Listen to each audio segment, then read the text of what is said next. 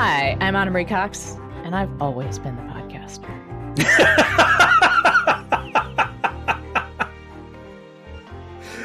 Hi, I'm Daniel Dresner, and the winters can be fantastically cruel. Welcome to Space the Nation, where we look at science fiction through the lens of critical feminism and strain theory. Today, we are talking about Stanley Kubrick's version of The Shining, which is available for rent a bunch of different places. Mm-hmm. Amazon Prime has the X-ray, where you can look at the voluminous amount of trivia available for this. I went through it all, Anna, and I was pleased to note there were alien connections. Like, I didn't realize quite just how much. And also Star Wars connections. Yes. And Blade Runner connections. Yep. I don't know if you saw that. I did see that. Yes. And there are whole movies about the trivia available here. And we'll just do what we can to try and keep focused on our interests in this movie. Yes. So it is cold sci-fi winter.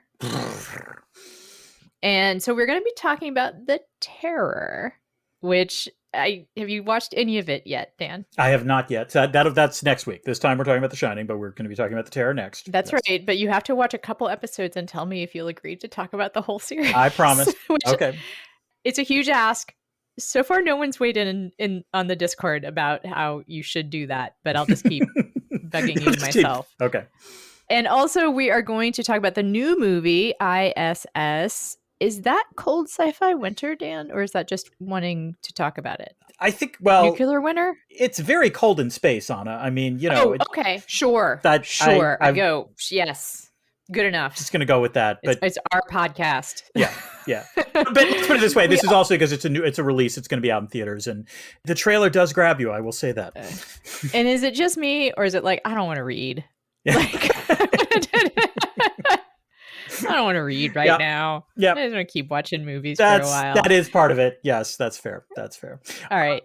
You know, I mentioned the Discord, Dan. That is a reason why people might want to become a patron. It's true. Have you all out there who are not patrons thought about becoming a patron? Maybe you should think of that. Our Patreon page is patreon.com/spacethenation. It has lots of goodies in it. You get... Including videos now. That's true.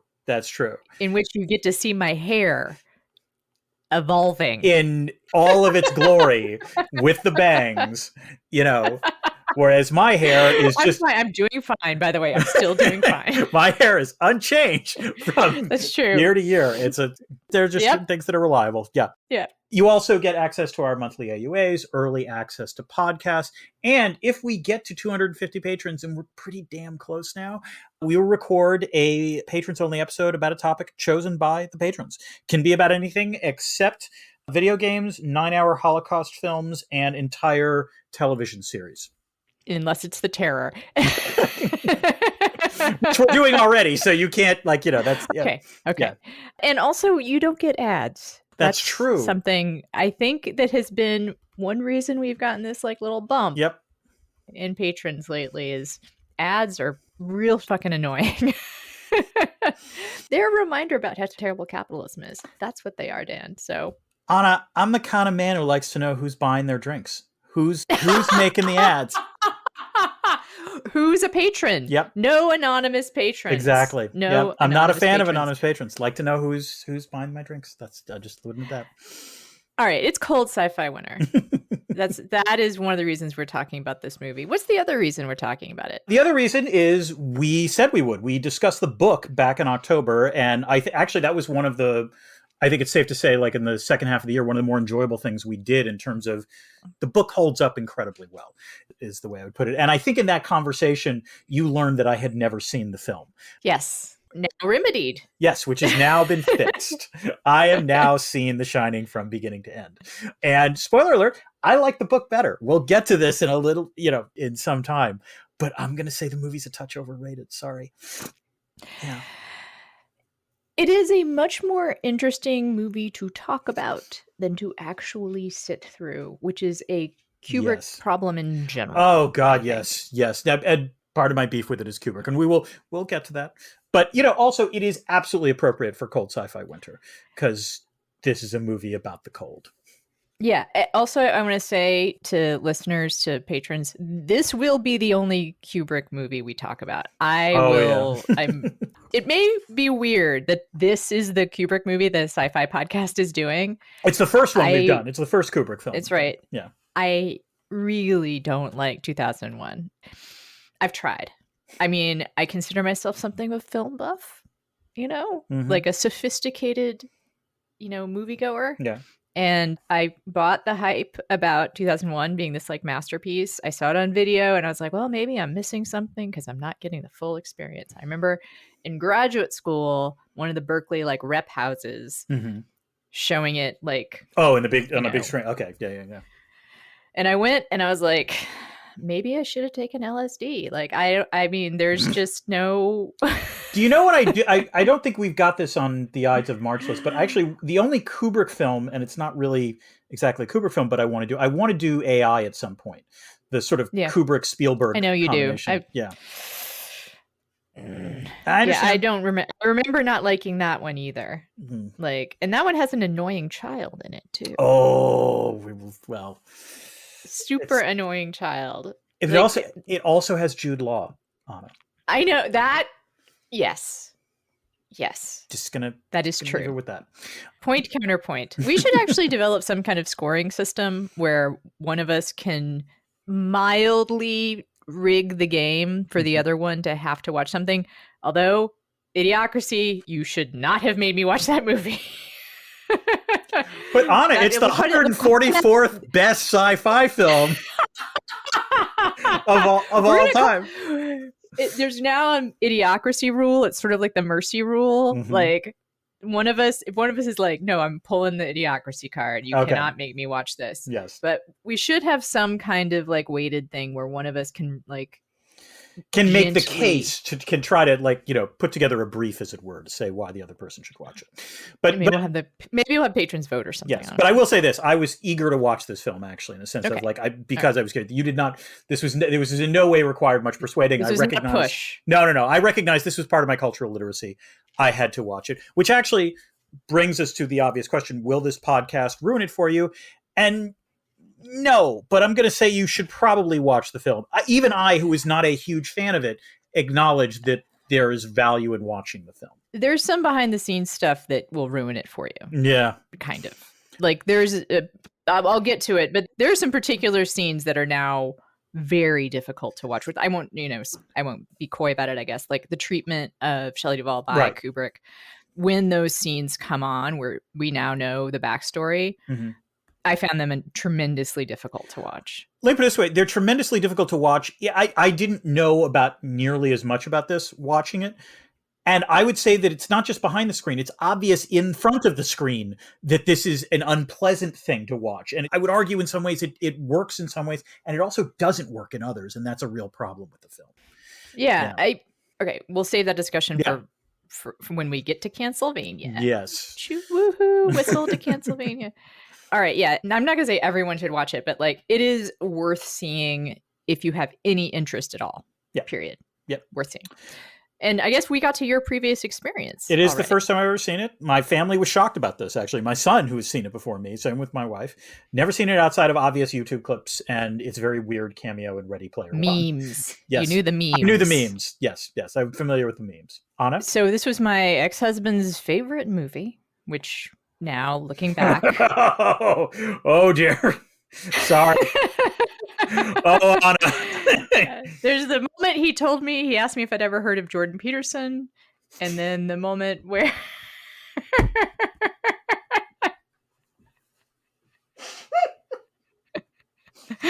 he told me this is his favorite movie.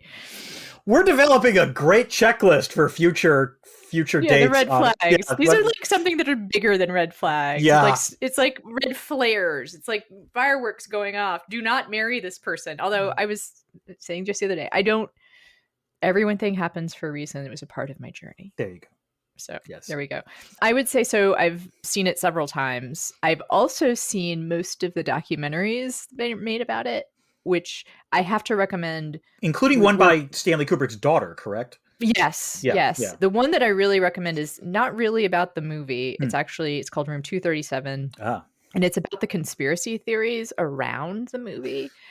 And it's one of my comfort watches. Like if I can't sleep or something, like I'll put it on. Because to me, that movie is actually about the lengths to which we will go to make sense of our world.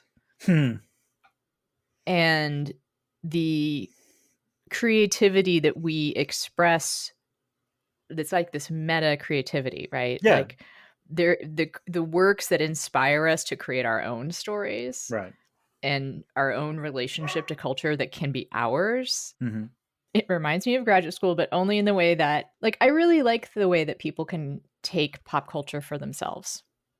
You know, like one of my favorite classes was called Queering This Text.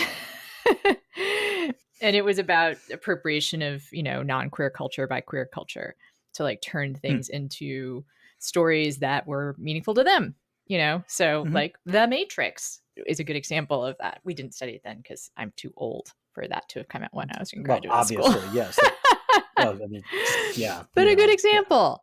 Yeah. So should we get to the story behind the story, Dan? I think we should, Anna. My understanding is that this was based on a novel. Is that correct? You're so intuitive, Dan. So, yes, this is a film by Stanley Kubrick, who, you know, looms large in film history. And one of the things about talking about the history of this movie, or the stories behind the story, like I said, there's several documentaries. There are books about Kubrick, about the movie. So it's kind of hard to even begin with the story behind the story. Maybe a few and not have this be a 5-hour podcast. Right. You could do a whole podcast series based on this. In fact, that reminds me something to pitch to my friends at the Stephen King podcast, like a whole season on The Shining. That'd be fun. Wow, nice. So let's see a few points of interest, and feel free to chime in because I know you read the entire trivia section. So I did read the entire trivia section, yes. I think we should maybe look at the points of departure from the novel. What do you think the significant ones are? I'll just ask you. This is more recent. I mean, the most obvious one, which is what King's vision of it was supposed to be, versus what Kubrick did. I mean, King wanted this to be a more traditional horror film, as I understand it. And it is a horror film, but in some ways it's much more of like a slasher film, weirdly. Like I didn't expect to think of Kubrick as being inspired a little bit by John Carpenter, but that's sort of the vibe you get from watching the film. I guess we'll just get right into sort of the big questions and the big theories about this movie. I think the single most interesting place where they diverge is that King is interested in how good people go bad. Right. That is the essence of horror for King. King as a person, I think a lot of his books are about the horror of turning into someone or something that you don't want to be. And I think that's his alcoholism in a way, right? Like everything he writes is in some way about that issue. I mean, this is also about, for lack of a way of putting it, parental rage. I mean, my understanding is one of the things that inspired this was King's utter fury at one of his kids, like messing up with the pages of his manuscript. The exact thing that happens in the book. And yes, the exactly. Yeah. And for King, it's important. One of the things they famously clashed about was the casting of Jack Nicholson, who's now like hard to imagine anyone else. But having just recently read the book, you understand why that was a problem for King. King wanted a more conventional family, someone more conventionally good looking. Stephen, he produced the TV movie or TV series, miniseries, which has Steven Weber in the role. So a conventionally attractive man. Yes. Yes. And so King is interested in how good people turn evil. Kubrick, in an interview, has said he believes Jack was already psychologically in a place, already hated his wife, already hated his kid, like was already on the verge of becoming someone violent. And that, by the way, is exactly how Nicholson plays it. There's no other way to interpret that. So yeah. Okay. And I think that this is an interesting sort of philosophical difference between them. And King has talked about this. Kubrick is an atheist and who believes that something in humans is intrinsically evil. And famously, there's only one truly supernatural moment in the entire movie, which is the unlocking of the pantry door. Right. Everything else in the movie can be explained as hallucination, DTs, psychosis, whatever. So for Kubrick, the hotel isn't even really the point, right? Mm-hmm. He believes that people are bad. So that makes it a different story. That automatically makes it a different story. Yeah. Yeah. Anything else you want to say about what you notice as big differences? Well, I mean, we're going to get to this when we talk about the plot. I mean, the other obvious difference is the character of Wendy. Because in the book, we see the sort of internal conflict that she has, and also, frankly, the intelligence that she displays, and appreciation of the precarity of her situation in a way that, for lack of a way of putting it, we don't see on the screen. I mean, we understand that Shelley Duvall plays Wendy as fragile. There's no denying that. And fragile. And that's not the character that we read about when we read the novel. That's the most obvious difference between the two. That's a very smooth segue, Dan. Ah, yes. To look out ahead. Oh, where is that? We're on the road to Cancelvania, Anna. We are. I would actually begin the road to Cancelvania by glancing out the window and seeing a figure who's not there, who's not in Cancelvania, who's well outside the range. Jack Nicholson.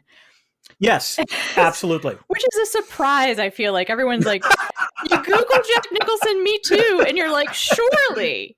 Like... You know what? It actually does demonstrate that maybe he's actually a pretty good actor, for lack of a better way of putting it. You know, like, and his trysts were consensual. You know, he's famously a womanizer. Actually, that's probably not the right word. Famously slept around. Had lots of sex and talked about it, and a Lothario. But literally, only one person has ever come forward to really make a serious accusation. It was a sex worker, and that was settled, and that's bad. Let's put that out there. But it was rather, and weirdly, no one else. Gina Davis tells a story where she actually talks about how Dustin Hoffman kind of harassed her. But on Tootsie? A little bit, yeah. And she also had a terrible story about Bill Murray. That's actually the person that she really... Yeah. That also on Tootsie. Yeah, right. Yeah. But that, I guess with Dustin Hoffman, it wasn't as bad, in part because he said something to her at one point that she took note of, which is, we can't really do anything because it would ruin the sexual tension between us interacting. On screen. Yeah. So at some point, she met Jack Nicholson, and he got her number and called and was kind of like, so when are we going to hook up, you know? And she was like, Jack, I would love to, but someday we might work together, and it would ruin the sexual tension between us. And he apparently laughed and was like, good point. So anyway, Jack Nicholson, we're just blowing by him. He is not, he is someone you would expect to see in Cancelvania, and you do not. Nope. However, there is a huge figure looming large, and that is Kubrick himself. Yeah. As far as I know, not accused of real, what we would consider sexual impropriety. No, it's not a Me Too story per se. It is a bullying story, but it has to do with gender. Right. Obviously. Yeah. So I almost don't want to get too far into it. There's a lot written about it. There's a very deeply uncomfortable interview that Shelley Duvall did with Dr. Phil, where she is not well these days. And I'm going to cry. You know, one of the things she has said is that maybe that was what was needed to get this amazing performance out of her. Which, spoiler alert for Critique of Capitalism. I'm sorry. No, you can laugh, but it's true. I think Kubrick was enormously cruel to her on set, told the cast and crew that they were not allowed to be kind to her. Right. Already demanding director and notorious for the number of takes that he would do. For our younger viewers, he was the David Fincher of his time. More. I mean, and also this is not video. This is requiring multiple setups and everyone to get back into place. There's not any wiggle room. Also, he shot the film in chronological order. Right. I read something that said this took 500 days to shoot. Yeah. And the one that, I think the trivia suggested that given the number of takes she was asked to do, she basically, in the climactic scene where she's climbing the stairs with the baseball bat, you combine the number of takes, she basically went up all the stairs of the Empire State Building. Yeah. And it was 130 something takes. It was in the Guinness Book of World Records. I think they've taken that out because it's not something to be proud of. Well, also, I will say Kubrick disputes this apparently, or like there was something in the trivia like saying maybe it wasn't that many takes. But the other one that astonished me was that when Jack breaks through the door with the axe and does the Here's Johnny line, I think they had to do something like 60 takes of that. Also, that was a real axe and a real door.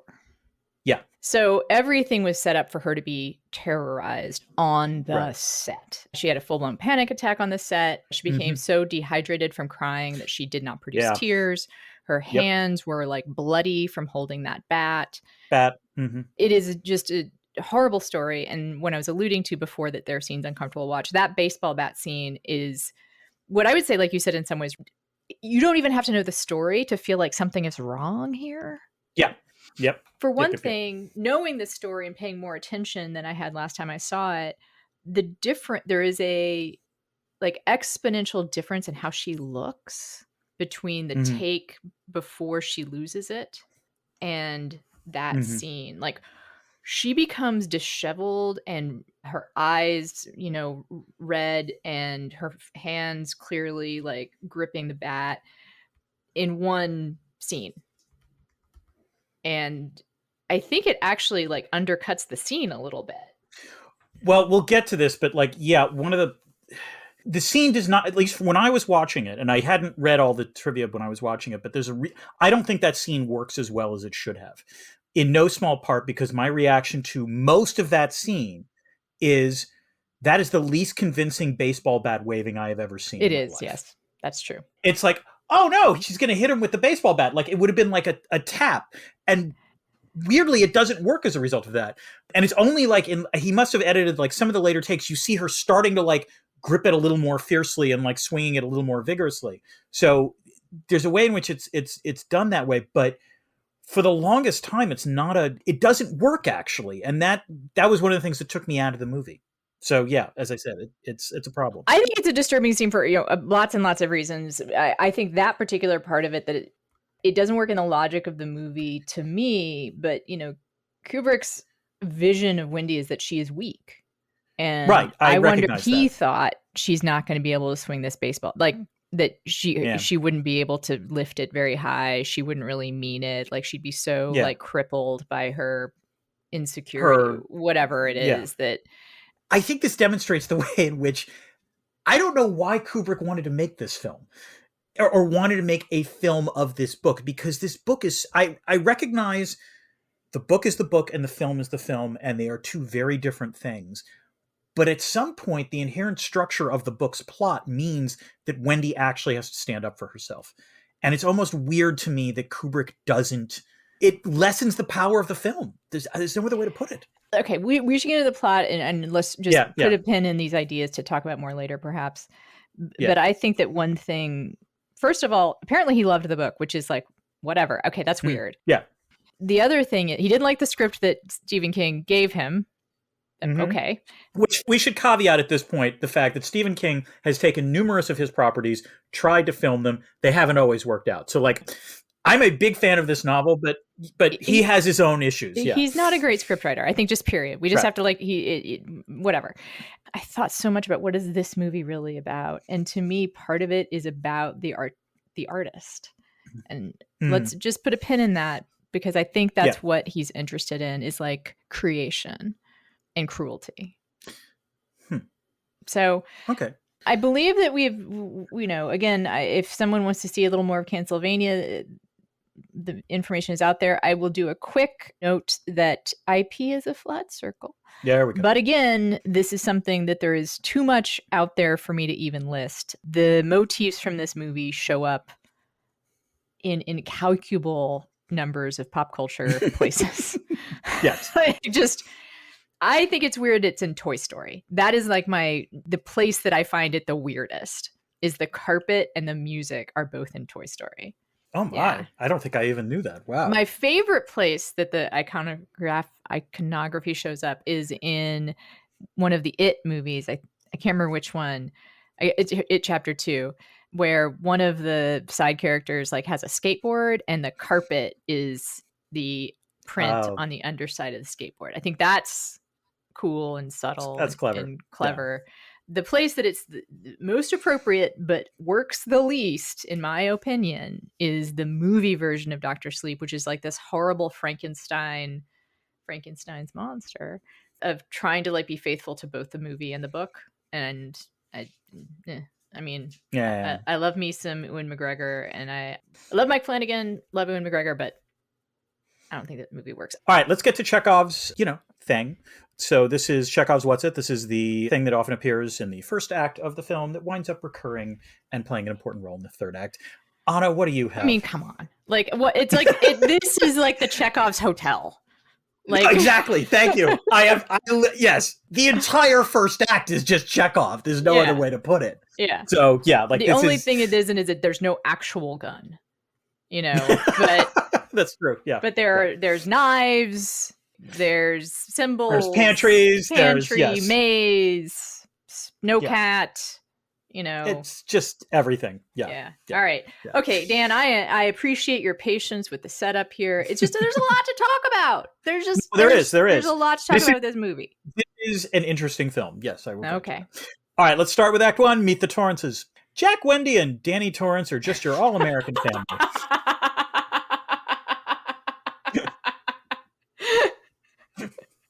I knew I was going to get you with that one. All right. Oh, sure. There are a few quirks. There is violence lurking under the surface of, all of us that are trapped in late capitalism. But okay. Right. A few quirks, like Jack's former drinking and child abuse problems and Danny's imaginary friend Tony. But what American family doesn't have their issues, Anna? Yeah. Jack interviews to be the winter caretaker for the Overlook Hotel from October to May as a means to do some writing. He gets the job, but is informed that they'll be isolated for most of the winter and that a previous caretaker named Grady murdered his family and then killed himself. Jack assures everyone that he isn't that kind of guy. Weirdly unperturbed in that scene. I mean, yes, just a little bit. So is Ullman, I would add, in terms of telling him. We'll get to this in a second. Jack, Wendy, and Danny arrive at the hotel. The cook, Dick Halloran, deduces that Danny can shine, meaning he can communicate telepathically and see residual horrors that might have transpired in the hotel. He warns Danny not to ever go into room 237. All right, Anna, let's get into this. Okay. As I said, I know a movie is a movie and a book is a book. They're different creatures. The opening sequence of this film is legit amazing. Like, so good. I was in awe of it. I really am. Like, just tremendous. This film, to me, felt like a mashup of iconic scenes and the most lifeless and stilted shit I have seen in quite a while. The way Kubrick shoots almost all of the dialogue scenes in the first act of this film left me cold, and not in a good way. I mean, like, the scene in the office where Ullman is telling him, well, there was a murder. I was like, did they give him Quaaludes? It was a bizarre sequence. The scene where Wendy is telling the psychiatrist what happened. It's actually, I think, Shelley Duvall's best acting. I was going to say, I actually liked that scene. But go ahead. No, she's really good. The psychiatrist is just sort of like inert.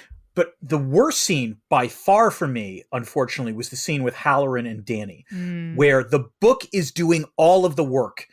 In that, like, I know what's supposed to happen, but actually in the context of the film, it doesn't work at all. And I laughed out loud when he says, don't go to room 237, and it smash cuts to 1 month later. I mean, it was unintentionally hilarious. Yeah. So, and it says a lot what Kubrick cut, right? He cuts the entire actually somewhat like idyllic time that they have, and like in the curve of Jack's madness.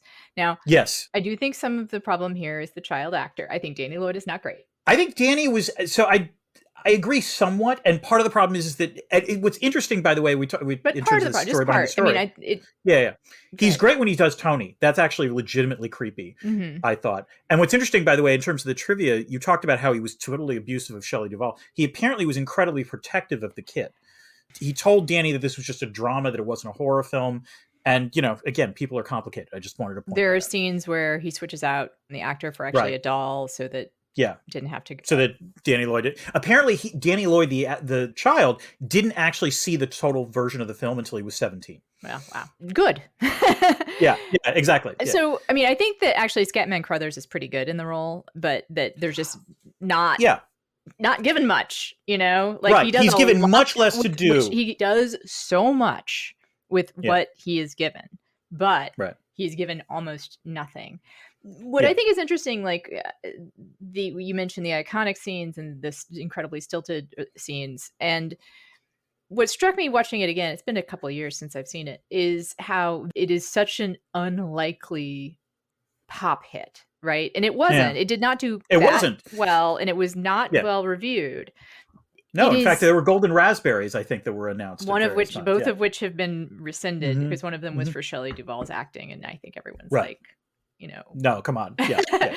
But I think that it is such a mannered movie, right? And it's almost which is Kubrick. Weird to think of it as being something you'd release in theaters a la Empire Strikes Back, which is what it was. Right. It is such a strange film. Like the horror is. I do think there's horror there, but absolutely. No. Yeah. Part of it is there's the claustrophobia of it, right? Weirdly, like the stiltedness of it kind of works in making you feel that claustrophobia. I will say this: the one way in which this did work, I can see why Kubrick wanted to make this film, is that Kubrick hates extras. Kubrick hates that's right. Busyness. And the great thing about this film is that for the lion's share of it, there's 3 people. Yeah.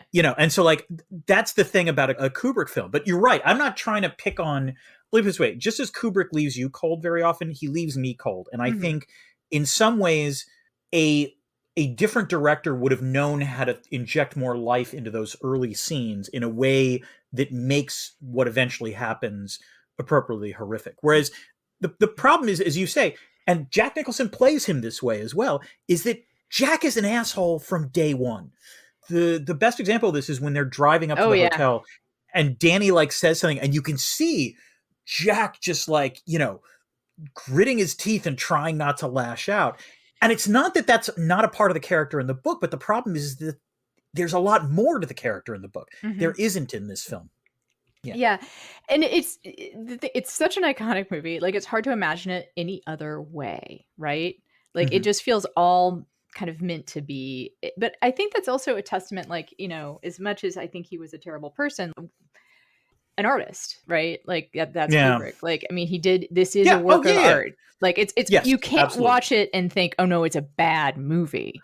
No, it is not a bad movie. I want to be very clear in terms of what I'm saying. It's not a bad movie, but it is a flawed movie. And also you cannot like it. Like you can recognize this is a terrific work of art and I do not like it.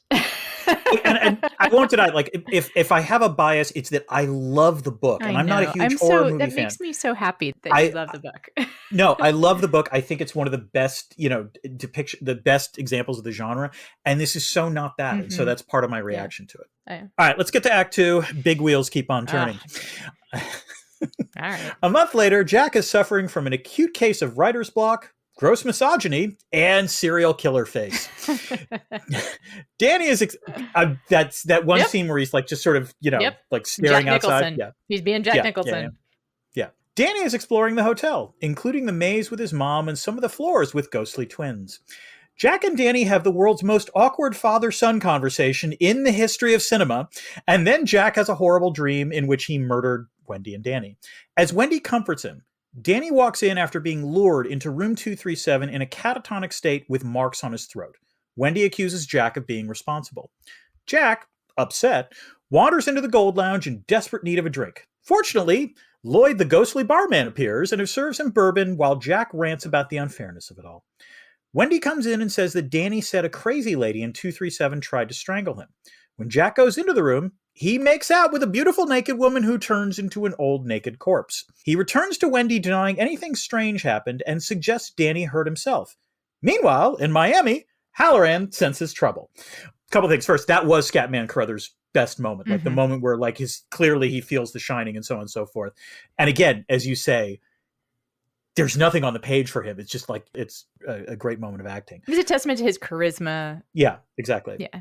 And feel for the character. But this was the part of the film that truly left me sour. I will gladly concede Nicholson is fantastic in the second half of this film, just as a complete crazed lunatic. The problem is he is completely unpersuasive as a normal guy who loves his family. The creepiest moment in this film is when Jack tries to reassure Danny that he's not going to hurt him, giving the worst possible answer when Danny asked him that, like, what makes you think that? I was like, what? I laughed, and I'm not supposed to laugh in that sense when you do that. The problem with Jack Nicholson playing Jack Torrance is that he is a great cartoon villain and a shitty protagonist. Yeah. That is my takeaway from watching this film. Now, again, this is what Kubrick wanted. So yeah, I know. No. I'm not blaming Nicholson for this. Nicholson, in the same way that I will not blame Duvall. Right. They're both playing the roles as Kubrick wanted them to play them. That's fine. I also want to add, like, Nicholson has said that Duvall's performance was one of the best. You know, he's witnessed one of the, and what she suffered. He's attested to the suffering that she did. Although he was also pushed really hard too. So in the trivia, one of the things is that, so he was with Angelica Houston at the time, apparently. And Angelica Houston apparently said that, like, the days were so long that he would come home from a day of shooting and just collapse into the bed. And then get up and go do it again. Like, it's just like all you were doing is at home was sleeping. So here's where I'll inject one of the controversial readings of the movie so there are many, including, that it's a confession to having faked the moon landing, that it's really about the genocide of Native Americans, that there's subliminal sex stuff throughout it. I think a little bit. And this is a particular reading that I kind of buy, and it's not even reading, it's just sort of a digging out from the text what I think is there, which is that Jack is sexually abusing Danny. Oh, God. Oh. Like, that's a theory, and you can kind of see it, and that's what happens in room 237. Oh. Oh. God. I know it's gross to think about, but what hurts about it is, like, you can kind of be like, yeah, that actually. Let me put it this way: there's no denying that Danny's, like, the way that Danny is played in the film. That explanation as a backstory is consistent with what we see in the film. That's the best way I would put it. Yeah. I don't think it. I would rather not. I would rather not think about it either. But one of the reasons I think you would rather not think about it is that it does make sense. Like, it's unfortunately, like, it kind of fits with the evidence that we're given, right? And if people are curious, lots of information online about, like, why this is. There's some symbolism to it. There's. One of the things that drives me crazy about this movie, I mean, I do love Room 237, but one of the things that I think the documentary 237 does that's clever, and it's not true of the people that are interviewed for it are not really aware of this part of the criticism embedded in the documentary, is that some shit is accidental. Yes. And that there are coincidences in life sometimes. The deification of Kubrick, who can do no wrong, and also every single thing is intentional. Come on, guys. No. Like, the documentary is actually kind of having fun with that. Makes me like it. One of the reasons I like it, even though I think a lot of the movie is flawed. But, like, one of the things that people do is they play the movie backwards and forwards at the same time. Superimposing it on each other. Yeah. And the guy that talks through this in Room 237 is kind of like, I know this is stupid, but also you can see stuff.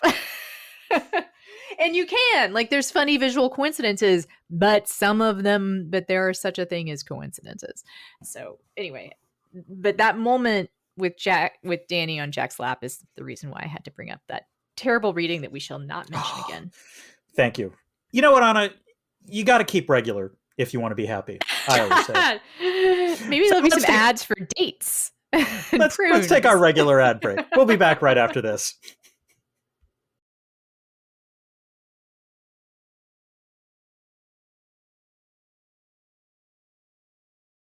All right. And we're back. Let's get to Act 3. Oh, like you've never gotten stuck on a catchphrase. Wendy suggests that they might need to leave the hotel because of Danny, and Jack does not take that well. He goes back to the Gold Room, and now it's a party. There are more ghosts, including Delbert Grady. Grady informs Jack that Danny has telepathically contacted Halloran for assistance, and sternly informs Jack that he must discipline him.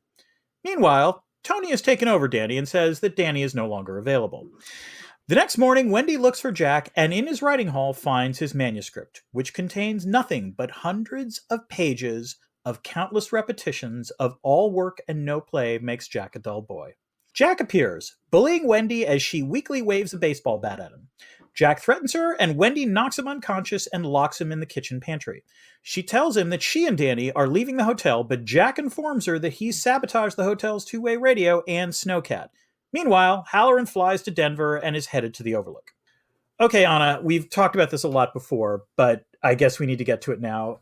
Shelley Duvall gives a tremendous performance in a lot of ways, and she's playing that role as Kubrick wants her to play it.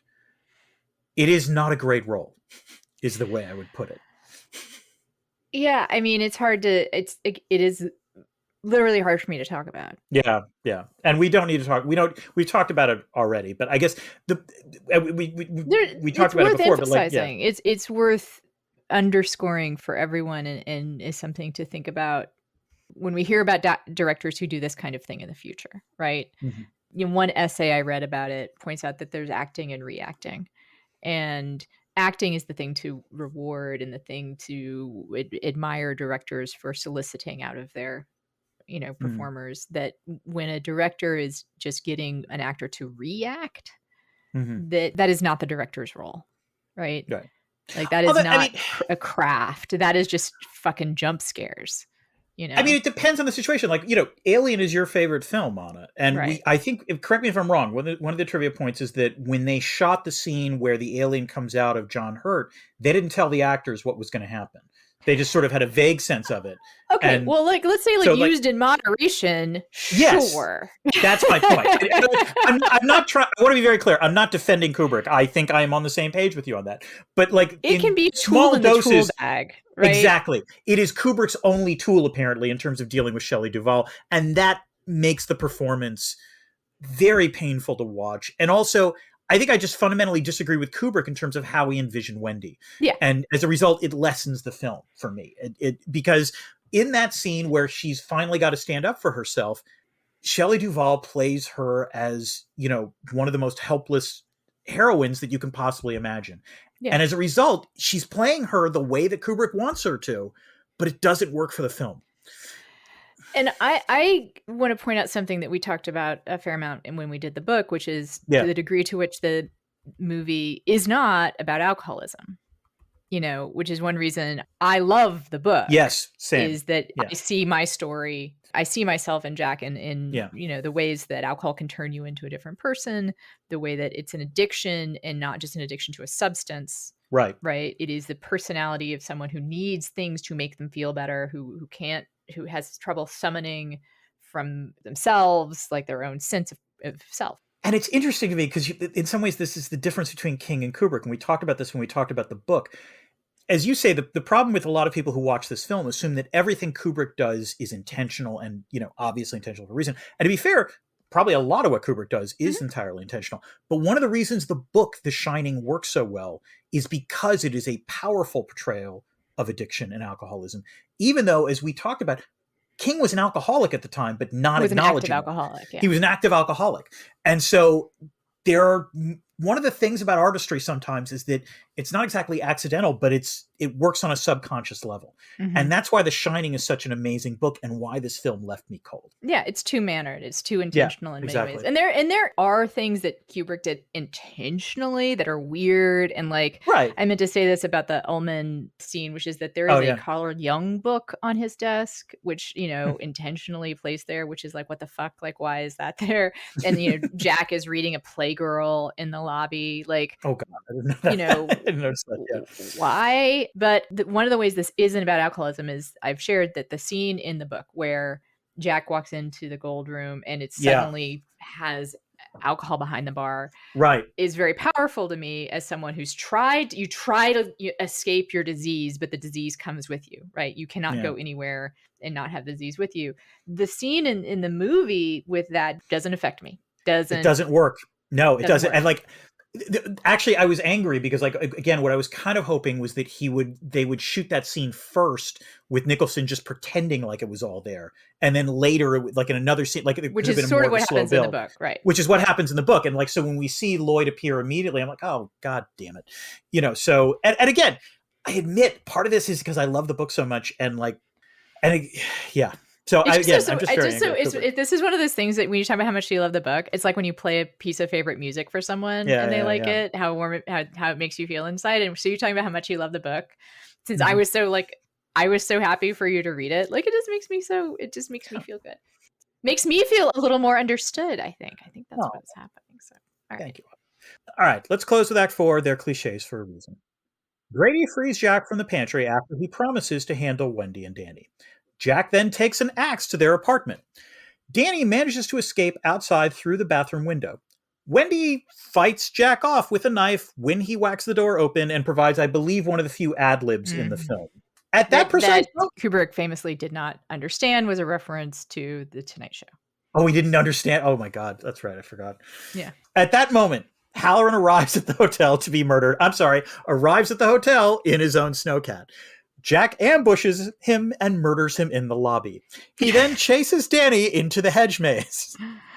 I feel like my description is not quite doing justice to this, but we've got to go through it. Yeah. Wendy looks for Danny in the hotel, but all she sees is the hotel's ghost behaving badly in myriad ways and a vision of blood cascading from the elevators, which I will grant you, Anna, freaked me out every time that happened.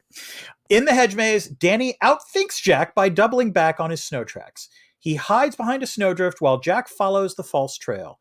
Danny exits the maze and reunites with Wendy. They leave in Halloran's snowcat, and Jack freezes to death in the maze.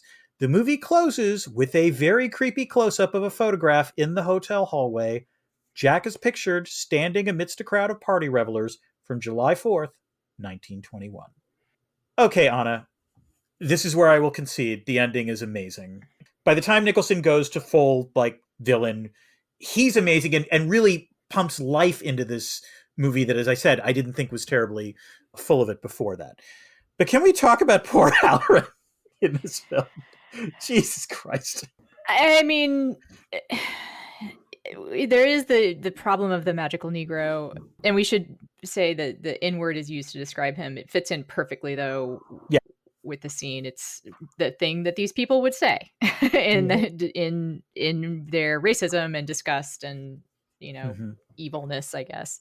But there's the magical Negro, and then there's the one who gets murdered, just immediately. Combine them both, Like there's the horror trope of the black people dying, and then there's the magical Negro, and why not just do both, right? In what I will admit was, even though I knew it was coming, a very effective jump scare.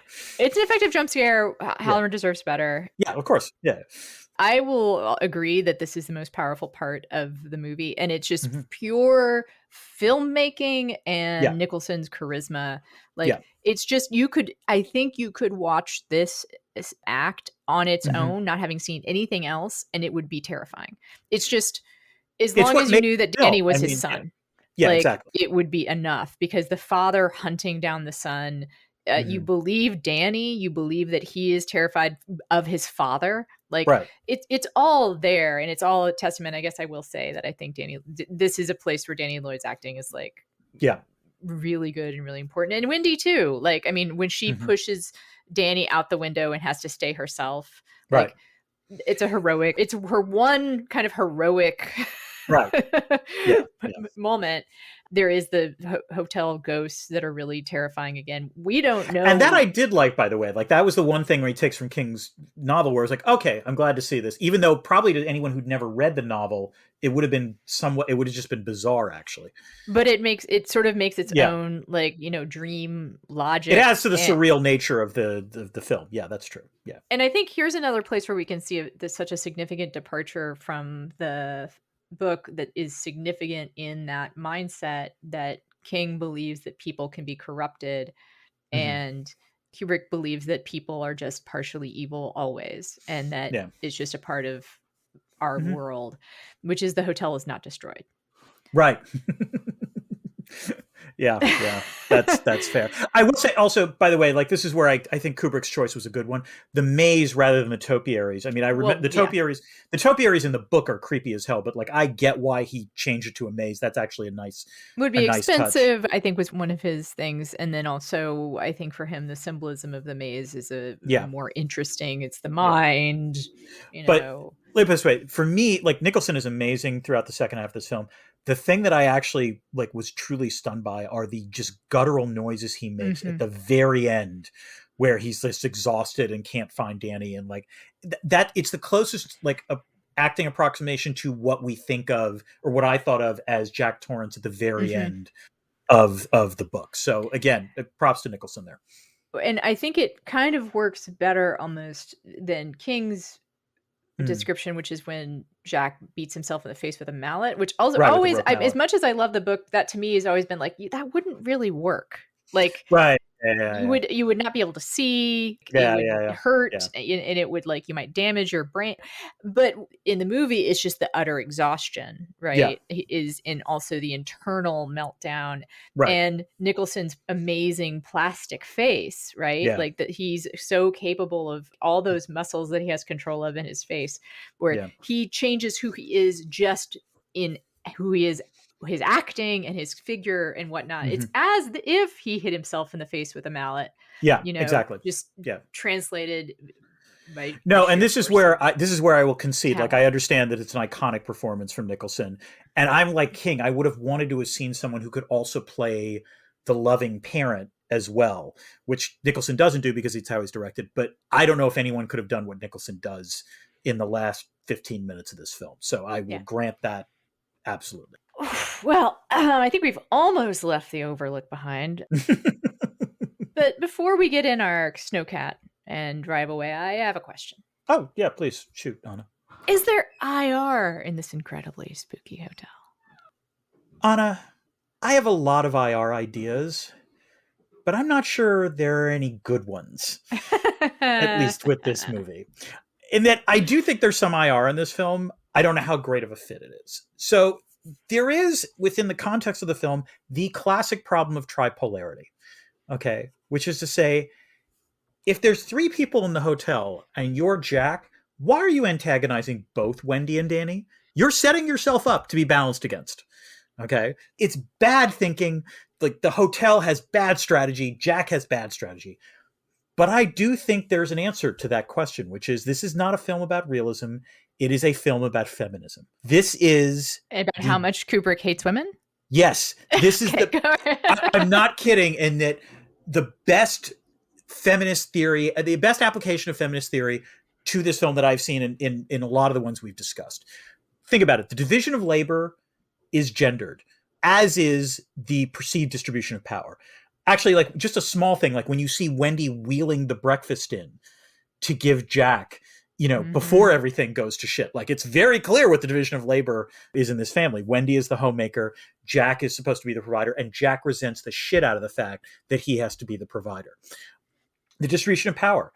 The fact that Wendy says, describing the incident in which Danny was hurt, she says purely an accident. It is the most devastating moment in Shelley Duvall's performance, I think. And can I interrupt for a second to say? Please do. Yeah. I agree. Like, again, watching this movie with a more full understanding of what she'd been through.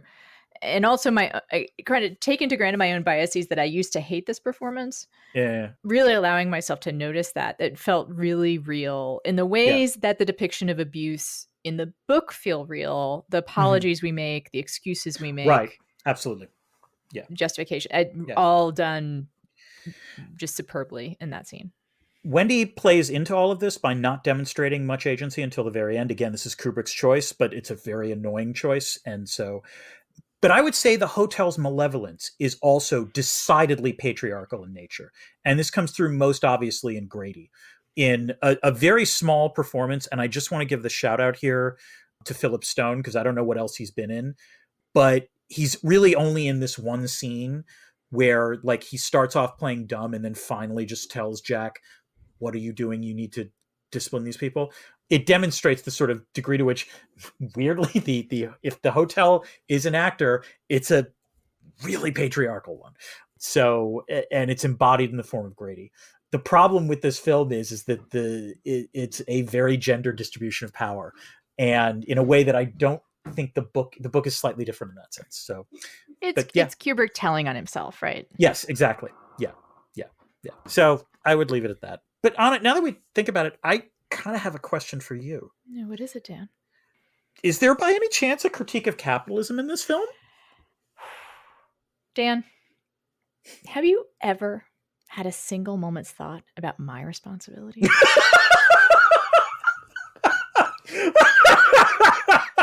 Has it ever occurred to you? A single solitary moment about my responsibilities to my employers? Has it ever occurred to you that I have agreed to do critiques of capitalism for this podcast? Does it matter to you that all the patrons have placed their complete confidence in me and trust in me, and I have signed a letter of agreement, a contract? I've accepted this responsibility. Do you have the slightest idea what a moral and ethical principle is? Do you? Has it occurred to you what would happen to me in my future if I were fail to do a critique of capitalism? Has it occurred to you? Has it? Danny's not here, Anna. I just had to do the whole thing because I'm going to kind of fail to do critique of capitalism. I mean, I think that there is a very strong one in the book, which is that the hotel is management. I've talked about this. And all work and no play makes Jack a dull boy. That's a critique of capitalism right there, where it's, what capitalism wants of us. But the true evil of capitalism does come through, as I alluded to before, in Kubrick's treatment of Duvall, like the abuse of labor, the very particular abuse of labor, and the gendered abuse of labor, as you kind of talk about. I mean, he did not treat the men on the set this way. In fact, apparently had very personable, and warm relationships with the male actors, including you saw the trivia about the random guy that plays the garage owner. Oh, is this Tony Burton? The guy that plays the garage owner apparently was a somewhat amateur chess champion. He was a chess player. Yes, I saw that. So this is Tony Burton, who also plays Apollo Creed's manager in Rocky, in the Rocky films. Yeah, he apparently showed up on set. He was considered an amateur chess player. He brought his chess set. He wanted to play with people. And Kubrick hadn't played chess in a while and liked playing chess. And apparently they had a great game. And to the point where Kubrick canceled the production of the film that day so he could play chess and was actually appreciative of it. Yeah. And talk about who has leisure, right? Who is able to have leisure time and who is able to and who must work. So, I mean, I think it is an indictment of capitalism, and also even looking to where Shelley Duvall is today, which is in great need, and not having the kind of healthcare and the kind of savings and the kind of pension that should be a human right to be taken care of in our old age and in our infirmity. So I find this movie disturbing on all sorts of levels. Because it is, and give Kubrick this. I do think one intentional theme of this movie is our cruelty to each other. Yeah, that's a good point. No, that's true. And unfortunately, this is also Kubrick telling on himself.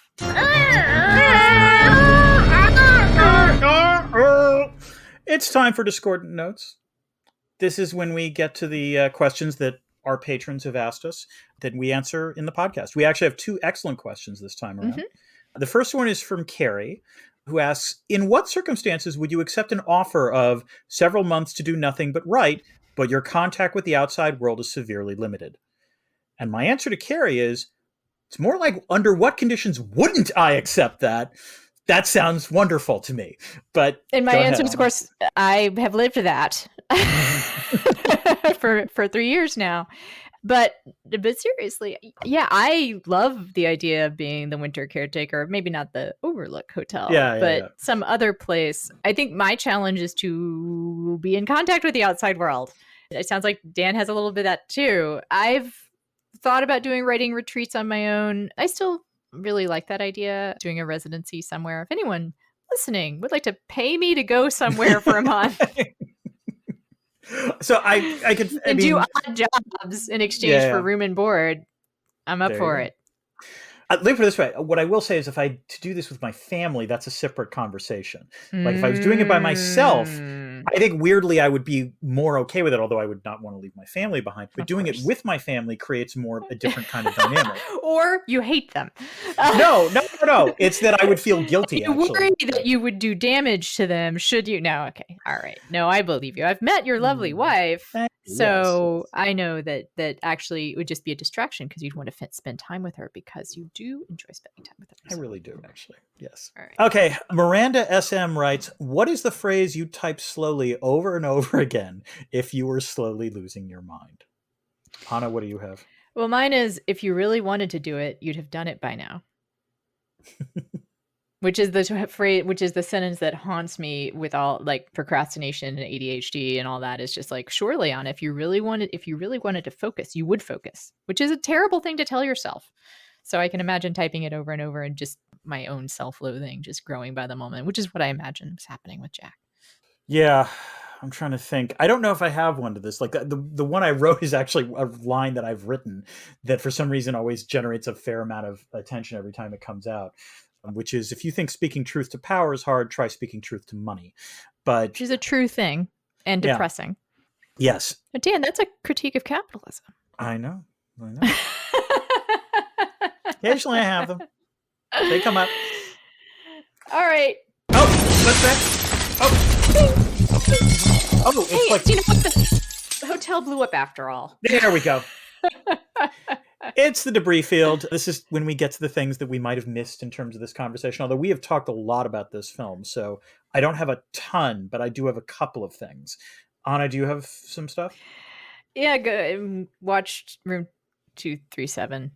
Okay. It'll cover so much more than I've been able to. Also, my favorite recap YouTube channel, New Rockstars, has done a deep dive on this. I mean, there are lots of deep dives everywhere, but there's too much debris to even have a debris field, sort of, but I'm sure. Oh, one thing that I never noticed before, which is maybe you did. In their little Denver apartment, Dan, did you notice how many fucking books were around? I did notice that, actually. Yes. Like, weird. It has to be intentionally overdone because it's. Well, also, like, I think there were, like, even if you look at Danny's room.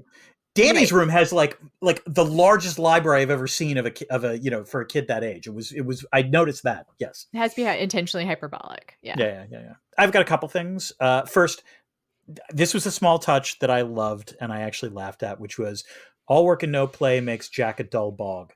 If you look at the pages, good for Kubrick. I think he made someone actually type all of that. Yeah. But there are typos, and that is absolutely spot on because this is just a typewriter, so that totally made sense. Thank God for the typos. Also, the sound was real. He had someone actually type that phrase, that sentence, so that the sound you hear in the movie is someone typing that exact sentence. Good for them. Halloran's pinup posters. Did you notice that? I have that. Well, there's those, and then there's the ones that are in the hotel office, which is another, which no one notices because Wendy doesn't notice them, but they're there. There's actually some pretty hardcore pornography up, like in the break room, I guess. Yeah. And it's one of the things that people cite as this movie's has this disturbing sexual, violence messages in it. Mm-hmm. I only have two other things. First, I've been critical of Kubrick a lot. The shots following Danny with the big wheel and the low tracking shots as he's going through the maze are amazing, and I'm in awe of them. Yes, I get why this film is iconic in a lot of ways, and the iconography is it's there for a reason. And also, the first time you see the twins, just really freaking scary. Yeah, there's so much I could have mentioned in the story behind the story, but one of the things that I could have mentioned is that this is one of the first movies to really use a Steadicam. Yeah, which is how those shots got made, and particularly, I believe that what I read is they used a wheelchair to really get a low shot because it is. It's very low to the ground. Yeah. And Kubrick was also one of the first people to realize what you could do with a Steadicam. Like it sort of, there had been like a clip reel by the inventor circulating around Hollywood, and Kubrick saw it and was like, oh my God, this is, I know what to do with this. Again, genius artist. Yeah. And I had another thing. Oh, the other Steadicam shot that you may not have noticed, but that I think is one of those things that you psychologically, like, it gets you into the claustrophobia, it gets you into the discomfort, is the tracking shots that follow people around into what is called the impossible architecture of the Overlook. At the beginning of the movie, he does a lot of Steadicam shots that tell you the layout of the hotel in a very straightforward way. Like, in the hotel it's a floor plan. It's basically a square. We know of it. Mm-hmm. As the movie continues, you get shots of following people around, and it turns out that these shots are impossible. They no longer follow the architecture of the hotel, Danny's big wheel specifically. In the third time he rides his big wheel around the hotel, you get tracking shots, but he magically goes from one floor to another. He magically takes a turn that you cannot take, that we have not seen before. So, which reminds me, by the way, the designs of the hotel in particular, like the carpeting and all of that, just again, well done. That's people care. The bathroom. About this stuff. Yeah. Oh God, the bathroom when Grady. That was quite. That's something what I refer to. Yeah. I'm sorry. I thought you meant the other bathroom, the one with the ghost. No, I mean the red one. Like again, the mannered stuff is what makes the movie kind of hard to warm up to. It's so fitting to open Cold Sci-Fi Winter, but at the same time, like, it's gorgeous. Yeah. Every scene is structured in a way that is really meaningful. I mean, there's so much meaning and so much intentionality. I understand why people think he means everything in it. Right. Yeah. One last thing, and this might be controversial, but we're starting Cold Sci-Fi Winter with this, and I'm going to close with this. The cold wasn't convincing. This was the one false note of that last scene where, like, you see them all running through this maze. And my understanding, this was all a sound stage. It was fake snow and so on and so forth. And that was one of the problems. You don't feel the cold watching it. You don't see people's breath when they're breathing. And to be fair, like, again, to do that would have been hard back in that day. You can't like CGI it or something. But you don't get a sense of the cold. And I'll just close on that point. I have a weird one to end on, because that's a kind of lovely, like, metaphorical thing to end on. At one point, Wendy opens a fuck ton of fruit cocktail. I don't know if you know that, but, like, yes, I did know that. like, she just opens this like gallon can of fruit cocktail and pours it into a bowl. And I'm like, what? Like, what? Like, I mean, I guess you could be saving some for later. And I do love fruit cocktail. Actually, that makes me think. I haven't had fruit cocktail probably since I was a kid. I mean, it's delicious. Oh, I hate it. No. Oh, really? Never liked it. I love canned pears. Oh, like, interesting. I don't know. I mean, I was a weird kid. I liked, we lived in Puerto Rico when I was growing up. And so a lot of food was canned because it's an island. I mean, you could get some fresh stuff, and we had like fresh bananas and fresh plantains and fresh coconut and all that. But canned green beans or now I get it. Yeah. And then the other thing I was going to say, it's sort of weird. The Wendy's carrying a Polaroid camera around at one point, and it made me feel like, what weird Chekhov's? No, not Chekhov's Polaroid camera. You might think that if you'd never seen it before. But I think we're getting, I mean, again, there is actually a ton of stuff to talk about. We didn't talk about the Apollo, faked moon landing theory. We didn't really talk about this is a metaphor for the genocide of indigenous people theory. There's And I'm good with that, Anna. I mean, it's just fine with not talking about that. Just, there's a whole internet out there for those to we're doing the terror next. Please, patrons, bug Dan to do the whole thing, but I will be happy just to do any of it. It is sincerely, like, it is it's so good. And what else are we doing? We're doing ISS. We're doing ISS. Is that what it's called? ISS and not, is it? No, it's called ISS. I'm quite certain about that. All right. Okay. I'm not looking forward to that. It looks too scary. The trailer is legit disturbing. So I agree with you on that. After that, we are doing The Colony. All right. Dan, are you still on Substack? I am. I am. It's called Dresner's World. There's been some interesting conversations going on. Figuring things out. Yeah. Dan does not want to support a Nazi platform, and I have faith that he will figure out some way to not do that. But we are both on Blue Sky. She is at Anna Marie Cox. I am at Dan Dresner. I believe you have a website. I have a website, www.Anna Marie Cox. Dan is the one who figured out it's pronounced differently. I have my winter writing workshop coming up. Please, everyone who would be interested in writing about stuff you've been through, it's kind of specifically designed for people who want to write about a difficult thing that they got through. Sometimes I say it's for people who have a before and after. And I will promote something else, Dan. Mm-hmm. I was on NPR. Oh, good for you. This past weekend talking about dry January and my own weird relationship to it, which the too long didn't listen interview version would be that where I've gotten to it is about it for myself is that I used to be kind of protective of my neighborhood, my sober neighborhood. Like, I didn't like people who were just like gonna like bridge and tunnel my sober neighborhood. And now I'm more like, you know what? It is a great place to visit. And I welcome anyone who wants to come and hang out. And if you want to stay, I've got some pointers about where you might want to live and places you might want to visit. Certain church basements I've hung out in, let's say. You know what? That's a nice message to start off the new year. I like that. Thank you. All right. What about you, Dan? Anything particular? I have a piece in the Chronicle of Higher Education with the title of "You Could Not Pay Me Enough to Be a College President." That details all the myriad ways college administration is just a completely thankless job, and there's a reason why I have never been interested in it. So that is out in the Chronicle of Higher Ed and seems apropos. And Dan, you're also teaching an interesting class, but I gather people would have to apply to college and get in. Well, graduate school, but yes. Or Tufts undergrad. That's true. I mean, Tufts undergrads, I think in theory can take it. Yes, I'm teaching a course called The End of the World and What Comes After. Actually, this podcast has been very helpful for that because it allows me, one of the assignments they have in that class is they have to read an apocalyptic novel or a novel that posits the end of the world and evaluate how well it is treated fictionally as compared to what we learn about ways in which the world can collapse or civilization can collapse on a more scientific or social scientific basis. And you're going to make that reading list available to our patrons, aren't you, Dan? The reading list is available. I actually did post it on my Substack. I will post a link in the Discord. All right. Another reason to be a patron. Yep. All right, Dan. It was really good talking to you. I did not enjoy the movie, but this was a good conversation. It was. Until next time. Keep this channel open for more.